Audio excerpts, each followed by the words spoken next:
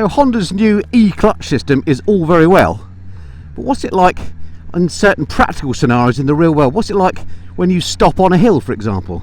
What about getting away quickly? Does the clutch slip? What about slow speed control? How does it actually act in the real world? Well, stick around and stay tuned and I'll show you.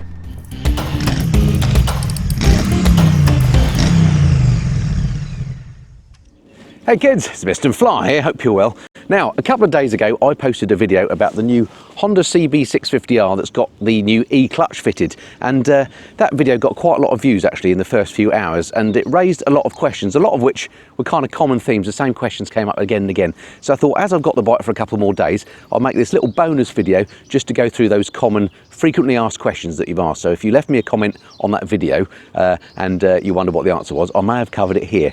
Anyway, if you've not watched that video, it may make more sense if you go and watch that first. I'll put a link in the corner, one of these corners, so go and watch that and then come back to this one, and let's cover off some of those frequently asked questions. Okay, the first thing that was asked, or one of the first observations that came up was, what about the looks of the bike? Does that e-clutch really mess up the looks of it? Well, let's take a look.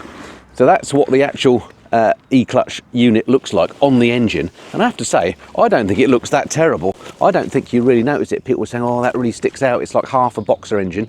But if I come down the side, you can see it doesn't actually stick out appreciably more in my mind to just the normal engine. If I look at it from the front, you know, there's not too much to it. And if we look at it from the very front of the bike, look, you can barely see it sticking out there on that side. And when you're actually on the bike as well, if we look at it from here, there we go, look, it's not particularly that much wider. So I don't think there's any issue at all with the looks of the bike, and the fact that the clutch is on there, I don't think that's too bad.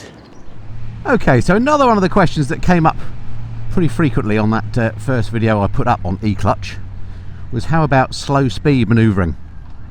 What's it like if you're just creeping around? Well, that's a good question. I have to say, I've found no problems riding the bike normally, but I've not specifically just gone and crept around slowly. So I'm going to go to the car park in Great Bissington train station here,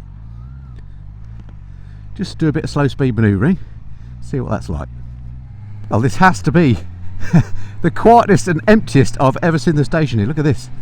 This is Sunday morning that I'm recording the video, and well, clearly not too many people commuting into London today. What an absolutely glorious day to be out on the bike. So nice to have a weekend of good weather. It's been a long time coming here in Blighty. Anyway, enough of that.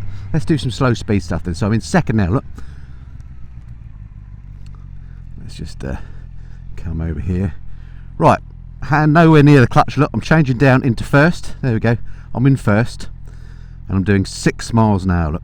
Okay, I'm not going to touch the clutch, but I will have 2 hands on the handlebar, otherwise I'll get into trouble. And let me just drift around here, slowly. In fact, I'm not giving it any throttle. Okay, 4 miles an hour, I'm going to have to give it some in a second. How slow can I ride it? There's absolutely no jerkiness though, look. It's completely smooth. 4 might be 3 miles an hour, there we go. I'm going to have to give it a little bit. Right, here we go. So, first gear, 4 miles an hour. Is that jerky? I don't think that's jerky at all. You know what? I don't think I'd be able to do that any smoother if I was slipping the clutch. And certainly compared to my auto box on my DCT Goldwing, I'd say that's probably smoother, and they've put specific effort into the DCT to make it easy at slow speed. But I have to say, this e-clutch, I think it's even easier than DCT at slow speed. Absolutely no issues there riding at slow speed with e-clutch. Look at that, amazing. And let's just for a laugh come to a stop, look, without touching the clutch. There you go, look at that. Lots of people asked, can you change up and down the gears box with the bike stopped? Will it still? The answer is yes, you can. Look, I'm in first at the moment, I'm not touching the clutch. I'm going to change up. Look, there's neutral, nothing changes. Then I can go to second. It wants me to change down, look, because it can see I'm doing low rev, so it's saying change down, but it doesn't stall. I can go to third, all the way up if I want to.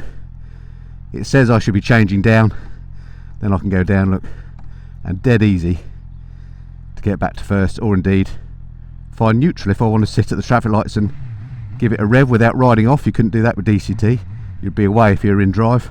And yeah, really good, unstallable basically. Okay, the next question that came up a couple of times was, how does the e-clutch operate if you want to get away quickly from a standing start, you know, like a launch if you like. do you get loads of clutch slip? Well, let's see if I can find a bit of faster road that's quiet, and we'll try exactly that. So what's this car up to here? Don't know. Still nothing behind me. Right, I'll come down to first gear. Right, I'm in first and I'm stopped. Okay, so I'm just going to cane it fast and see if there's a load of clutch slip in the low gears. Here we go.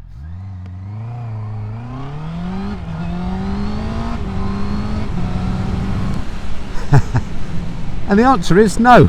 There's not loads of clutch slip. There's a little bit. Presumably it's just feathering the clutch to protect the engine and be right by it mechanically.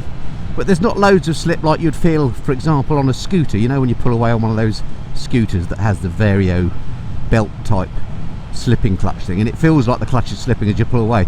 But on this, it absolutely doesn't feel like it's slipping. It just feels like you're feeding the clutch out as you would do if you were doing a fast launch yourself. Absolutely fine. No problems there whatsoever. So yeah, thanks for that question, whoever asked it. Sorry I didn't make a note of your names.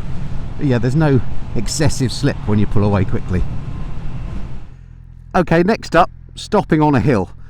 So here I am. I found a quiet country lane. It is a hill. It probably doesn't look like a hill on the camera, but trust me, there is quite an incline here. I'm in first gear, look, and at the moment I've got my foot on the back brake. So it's in first gear. I will put my hands on the handlebar. Let's just take the brake off, see what happens. There we go, look, I roll backwards. So it's not like an automatic gearbox, not like a DCT, whereas if you had stopped on a hill, it would just hold it there like you would in an automatic car. On this bike with the E-clutch, if you stop on a hill, it's just like the clutch has been pulled in. Look, see, it's all floppy. So yeah, if you take your foot off the brake, you will roll back. So you still basically have to do a hill start. Let's just sort of stop up the hill a little way. There we go, let's stop here, look. There we go, I'm still in first. I'll take my foot off the brake and it will roll backwards. So hopefully that's answered that question. Okay, actually relating to hills, another question that came up a couple of times is, what about if you park the bike on a hill and you leave it in first, will it roll back? So here I am, look, I'm on the hill still, I'm in neutral, let me put it into first. So I'm in first in auto, look. If I now turn her off and take my hand off the brake, what's going to happen?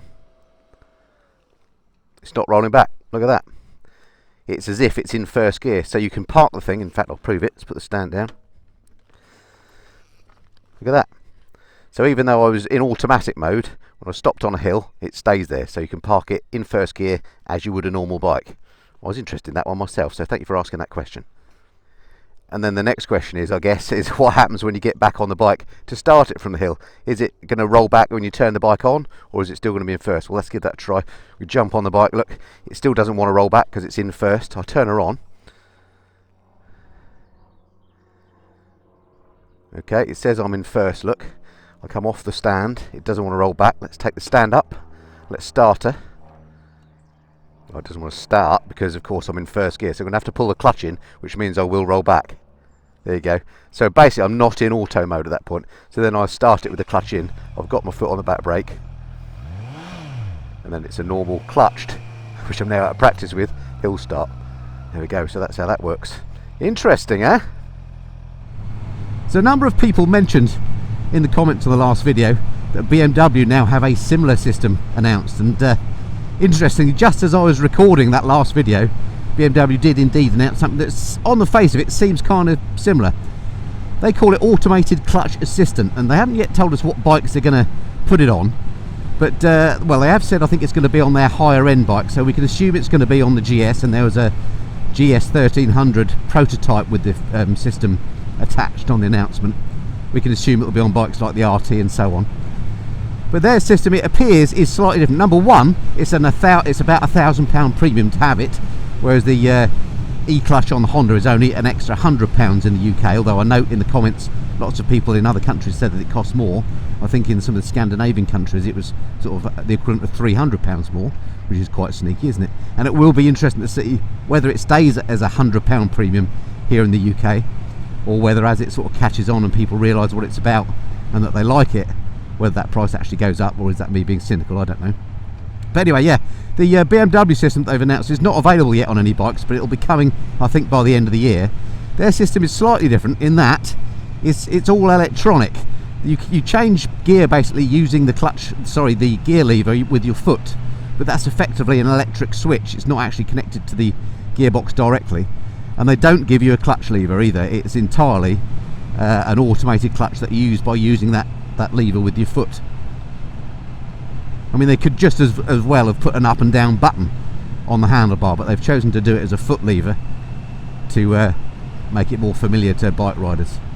So yeah, so their system sounds like it's subtly different. On the surface of it, a similar kind of thing, but actually it's quite different. The beauty of the Honda one is, number one, it's cheaper. Number two, it still gives you a clutch if you want to use that, so you've got the best of both worlds. Okay, so there we have it. That's my little bonus video answering a few of your frequently asked questions on the e-clutch. The bike goes back in a couple of days, so I won't get the chance to answer any more, I'm afraid, but hopefully that shed a little bit more light on this really interesting new technology from Honda, which I imagine we're going to start to see an awful lot more of. Right, that's it for now. Don't forget to hit subscribe, like, share, all that kind of YouTubey stuff, and I look forward to speaking to you on the next video. Until then, this has been the Mr. Flyer. Cheerio. Hey kids, we're the Mr. Flyers.